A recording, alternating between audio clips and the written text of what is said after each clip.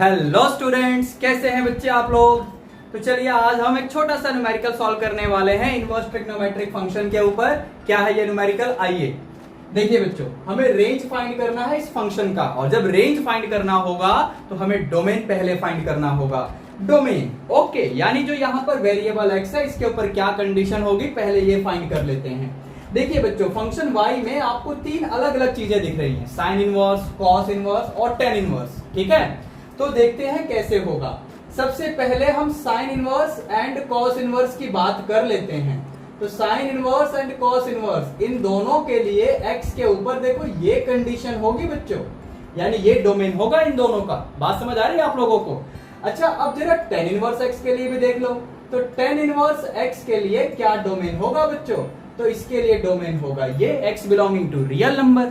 समझे बच्चे आप लोग। अब हमें जब फंक्शन y का डोमेन निकालना है, तो फंक्शन y का डोमेन निकालने के लिए बेसिकली हम लोग क्या करेंगे, साइन इनवर्स x का डोमेन, कॉस इनवर्स x का डोमेन और टेन इनवर्स x का डोमेन, तीनों के डोमेन का इंटरसेक्शन ले लेंगे। हालांकि साइन इनवर्स और कॉस इनवर्स का डोमेन तो सेम ही है, तो बेसिकली मुझे इंटरसेक्शन लेना है टेन इनवर्स x का domain and sine inverse and cos inverse x, तीनों के डोमेन का इंटरसेक्शन मैंने लिया तो मुझे मिलेगा x belonging to this interval. बात समझ आई बच्चों। ठीक है, अब जरा अपने क्वेश्चन में वापस लौटो और एक दो काम और मैं आपको करके दिखाता हूं। ये जो आपका एक्सप्रेशन है, आप मुझे बताइए कि क्या आपको ये बात ऑलरेडी पता है या नहीं कि sine inverse plus cos inverse π/2 होता है अगर x इस इंटरवल में है। तो ये बात अगर आपको पता है तो आपको ये भी पता है कि y can be written as this way, sine inverse plus cos inverse की जगह π/2 प्लस टेन इनवर्स x, तो पहले से ही है। अब सुनना बच्चों, मजे की बात अब क्या आती है, इसे इक्वेशन फर्स्ट बोलते हैं, इसका हम यूज करेंगे। मजे की बात बच्चों ये है, हमें ये बात तो पता है कि अगर x बिलोंग करता है रियल नंबर से, तो टेन इनवर्स फंक्शन आपको इस इंटरवल में आंसर देता है। ये -π/2 से π/2 ओपन इंटरवल, ये बात तो हमें पता है अगर x belonging to real number हो।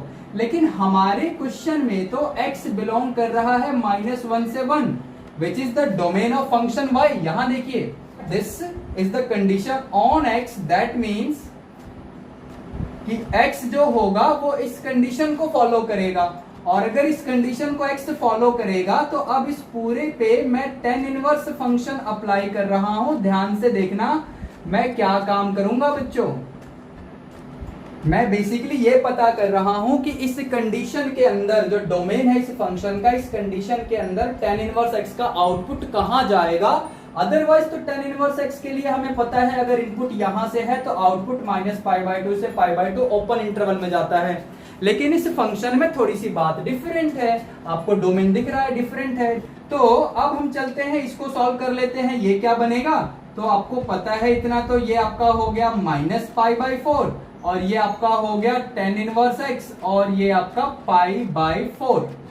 अब ध्यान से देखना, बाय इक्वेशन फर्स्ट में देखो, मुझे टेन इनवर्स x में अगर मुझे ये y बनाना है तो टेन इनवर्स x में π/2 ऐड करना पड़ेगा। चलो ऐड करो पूरे में π/2, यहाँ π/2 ऐड करो। जैसे ही π/2 ऐड करोगे, सॉल्व करोगे, ये आ जाएगा आपका। यहाँ π/2 ऐड करोगे, π/2 प्लस टेन इनवर्स x। ठीक है, यहाँ π/2 ऐड करो, एलसीएम ले लो, 3π/4, which means basically this means π/4 is less than और equal to y, which is less than और इक्वल टू 3π/4। तो इसका मतलब तो ये हुआ बच्चों कि y पे हमें कंडीशन मिल गई। तो y पे क्या कंडीशन मिली, जो भी कंडीशन मिली वही रेंज बना देगा। तो ये लो जी, ये आपका रेंज आ गया आपके इस गिवन फंक्शन का।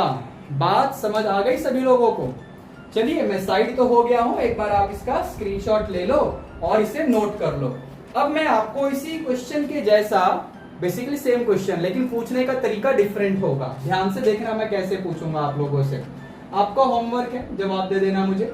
सेम क्वेश्चन, ठीक है, डिफरेंट वे से मैं आपसे पूछ रहा हूं। ओके, होमवर्क, क्या होमवर्क है कि if k is less than और equals sine inverse x plus cos inverse x plus tan inverse x less than और इक्वल्स m, ये कंडीशन आपको दी हुई है, then find k plus m। बात समझ आई?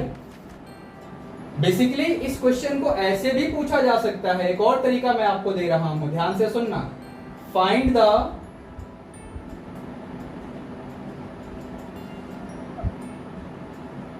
The greatest and least value of sine inverse plus cos inverse plus tan inverse. यानी ये क्वेश्चन ऐसे ही पूछा जा सकता है कि इस फंक्शन का ग्रेटेस्ट एंड लीस्ट वैल्यू निकालिए, ये ऐसे ही पूछा जा सकता है जो मैंने ऊपर किया है।